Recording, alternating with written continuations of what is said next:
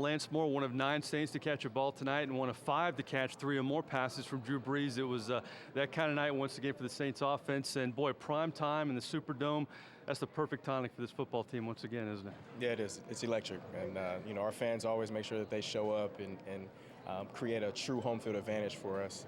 They had the white towels going, and they were loud, and the dome was rocking, and it feels good to be home. I talked to you last week in Seattle after the game, and as always, we appreciate you coming on. But I mean, after that game, you're stuck in Seattle for another day.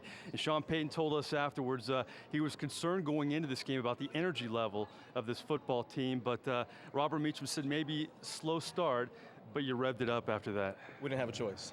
After the display we put on tape last week, it was embarrassing, and this game couldn't come soon enough for us. We did a great job of separating last week's game and this week's game. Guys got rested up, and eventually got the ball rolling today. And like I said, our fans were electric tonight, and we were able to make a lot more plays. Tall order for this offense. You face the Seahawks defense, and then you have Carolina this week, the #1 defense in the NFL. But you guys had your way with them. What was the key against these guys tonight? Well, I mean, first of all, that's just the NFL. I mean, you're going to play good team after good team after good team, and these games all mean so much at the end of the season. We saw some things on film that we could take advantage of, and we were able to do that today. I mean, last week we really didn't make a whole lot of plays. This week everybody was making plays. We spread the ball around, and Drew, I mean, you can't say enough about the guy. 50,000 yards, that's awesome. You'll be sitting back one day telling your grandkids, I play with Drew Brees, and he threw for over 50,000 yards faster than any quarterback in NFL history. He's had a lot of records, but where does this one stack up for you? For me, it's up there, obviously, because I'm lucky enough to catch balls from the guy. But you'd have to ask him where it ranks. I mean, it's an honor and a privilege to play with a guy like that. And like you said, one day I'll be telling my grandkids and my kids that I play with him. Hopefully, he does the same about me. There you go. You never know. Touche, right? Of course.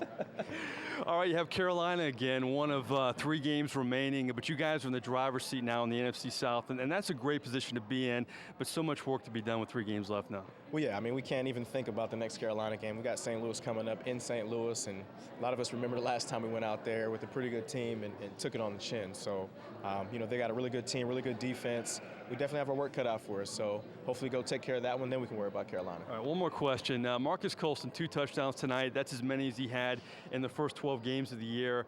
Just keeps performing. I know he doesn't have the stats this year, but is it amazing to you that he's never been a Pro Bowler with all the records he breaks for this franchise and all the numbers he puts up every year? Absolutely, absolutely. I mean, it's kind of ludicrous in my mind. A guy that's just continued to work and break records here and break records in the NFL, and he's just the ultimate professional. Doesn't complain about it, doesn't beg for the ball, doesn't whine in the locker room because he's not getting selected. But I pray that hopefully this year. All right, listen, win or lose, you're always with us. I appreciate your time. No worries. All right, coming up, we'll have Drew Brees, where we'll ask him what it will be like when he's a grandfather one day, and he can say he played with Lance Moore.